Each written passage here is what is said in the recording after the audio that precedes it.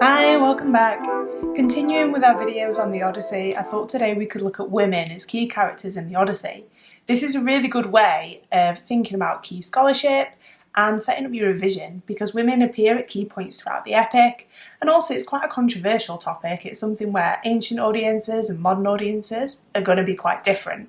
So if you're having to write on the Odyssey for assessments and you get a chance to pick a topic, women is a really good one for you to choose. It's also a good time to be looking at women in the Odyssey because we now have our first English translation of the Odyssey by a woman. Women have done them in other languages, but the Emily Wilson translation of the Odyssey is a bit of a landmark in the history of the text. So it's a really good time to be looking at this theme. So when we think about women in the Odyssey, we often think about them as plot points, and they can really be quite fully developed characters. They're not always just a jumping off point for Odysseus. Having said that, there do appear to be a couple of different types of women in the epic, and they are sometimes reduced to clear types. So we'd be thinking about the top tier of goddesses, the Olympian level of goddesses like Athena, who help Odysseus, the lesser deities or supernatural characters like Calypso and Cersei, who seem to hinder Odysseus, and mortal noble women like Nausicaa and Penelope, who can be compared and contrasted against one another. Nausicaa is Odysseus' opportunity to have a new life, and Penelope draws him back into his old one.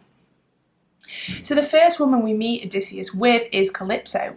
Odysseus is crying on the shore stranded because Calypso has been keeping him captive for a number of years.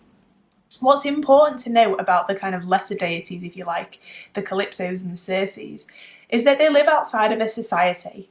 So the things that we've talked about when we looked at Penelope in the Telemachy, like the kurios, the male caretaker, the oikos, the functioning household of family members and slaves and attendants, isn't an issue for characters like Calypso and Cersei. Calypso lives on an island, it is very remote, and it is called Agia, or Gigia, okay? And this means that she's not really susceptible to the checks and balances of other members of her household. She doesn't have to marry in the traditional sense, nor does it seem to be something she wants in the traditional sense. She doesn't have to have a family, and she's also got a different sort of lifespan, so we get the impression that she seems very young but is actually quite old because of her immortal status. It's all a bit kind of Charlize Theron, Snow White and the Huntsman, is how I imagine Calypso. But she keeps Odysseus captive, and in that way is seen as a detaining female. What changes this is Hermes is sent down to tell Calypso to let Odysseus go. The Council of the Gods have met, and Hermes is sent down to tell Calypso this news. And Calypso, to be fair, is fuming. The way that Homer writes Calypso really gives kind of more character to her than just a plot point. She makes a really good point when she says to Hermes, "You gods are always falling in love with mortals. Why should it be different for me?" And she lists a number of examples of Zeus falling in love with mortal women, or other goddesses even falling in love with mortal men, and points out that there seems to be a double standard there. Male gods are able to take mortal lovers, and for goddesses it's always a bit different, and it's always checked, and there's always an issue. So she's actually quite keen to point out the double standards, which you could say seems to be quite ahead of its time.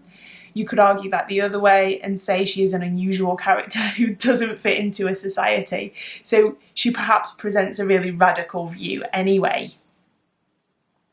Another character we might choose to look at when we're thinking about the Odyssey is Cersei, and Cersei is a detaining character. Often these two kind of lesser goddesses are thought about together, and actually in some respects they're a bit different. Cersei presents a more immediate threat to Odysseus. So although Calypso had kept Odysseus captive for 5 years, not provided him a means to return home, Odysseus was on his own when he reached Calypso's island, and she doesn't threaten him particularly. She offers to marry him, and Odysseus refuses, saying that he loves Penelope more, even though Calypso is more beautiful than Penelope, which I always think is a bit awkward. Cersei, however, turns Odysseus' men into pigs. When Odysseus meets Cersei, she is an immediate threat, and you'll notice in this book He goes to her house, he sees the smoke from the chimney, and then he comes back to his men and he sends out a search party. Now, this is Odysseus using his metis, but also Odysseus perhaps not being a very brave or heroic leader. So he sends a search party out to go and see Circe's home. And this is how the men are turned into pigs when Odysseus is not, which is quite peculiar and unusual. So Odysseus's men are turned into pigs, and when he goes to see Cersei, he tries to rectify this situation.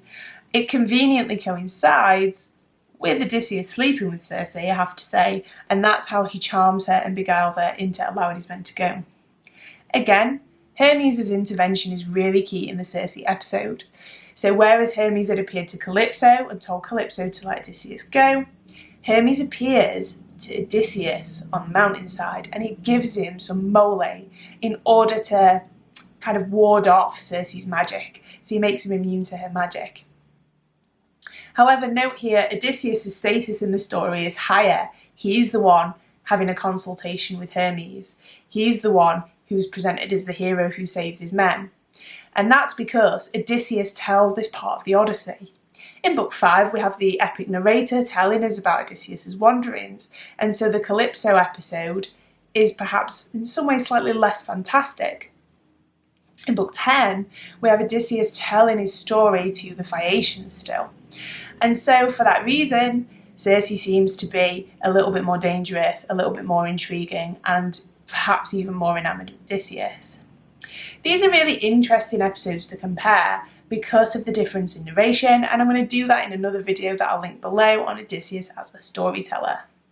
So the supernatural women are detaining features, they do hold Odysseus back, but ultimately they eventually provide the means for him to return home, and they give him a raft in Calypso's case and some ships in Circe's case and send him on his way. Nausicaa is actually kind of in between Penelope on the one hand and these sort of demigoddesses on the other. Nausicaa could be seen to be a detaining female, but she's a completely different character from the kind of wily seductresses that Circe and Calypso are. So when Nausicaa, when we meet Nausicaa in the Odyssey, she has actually been sent to meet Odysseus by Athena herself. Nausicaa's life is everything that Circe and Calypso's lives are not. She lives in an oikos, a palace in Scheria, that is her household. She answers to a kurios, her father Alcinous, and she's actually very concerned about what other people in the city would think of her because she is the princess, so she's under a lot of scrutiny and a lot of attention to meet gender expectations in the Homeric world because she's the princess as well. She's very, very naive, and Athena actually appears to Nausicaa in a dream in order to kind of, what can we say, push her buttons and hit a nerve. Nausicaa is at an age where she's considering marriage, pretty early, seems to be quite young teens, and Athena really kind of pushes her in that direction by appearing in a dream and telling Nausicaa to show herself to be eligible as a wife by going and doing laundry, which is depressing. Nausicaa takes this advice and she goes out with her attendant women to do the laundry, which means going by the waterside. And it's here that she meets Odysseus. So in some respects, because of Nausicaa's desire for marriage and her attraction to Odysseus, who Athena makes taller and shinier and rubs with oil because that's the beauty standard, Nausicaa is also the exact opposite of Circe and Calypso in other ways. She lives in a society, she has to live up to expectations, she's mortal, she is royal, and so her values are perhaps quite different. And in some ways, actually, if we take it away from women, Nausicaa is quite similar to Telemachus, and you could see Nausicaa as a reminder of Telemachus. Both of them are probably about a similar age. Her attraction to Odysseus is, by modern standards, really inappropriate. By ancient standards, probably not so inappropriate because of remarriage and because people would die in childbirth and because women were more fertile when they were young. So her attraction might seem inappropriate to us. However, Nausicaa and Telemachus are on a similar coming-of-age trajectory. So for Telemachus, it's all about becoming the head of the household and becoming the kurios, Whereas for Nausicaa, it's actually about being married, finding a different kurios and moving to a new household, which is what Greek women would be expected to do. Back in Ithaca, we meet Penelope, and Penelope is present throughout the Odyssey, even if not as a character. She's present when Odysseus is talking to Agamemnon in the underworld. So we have a catalogue of heroines in the middle of book 11, which is the underworld. Well, it's not an underworld scene in so much as the ghosts are drawn up, but you know, Penelope is kind of compared and contrasted to all these different women in the Nicoya scene. Agamemnon, the king who was killed by his wife Clytemnestra, name checks Penelope and promises Odysseus his wife won't kill him.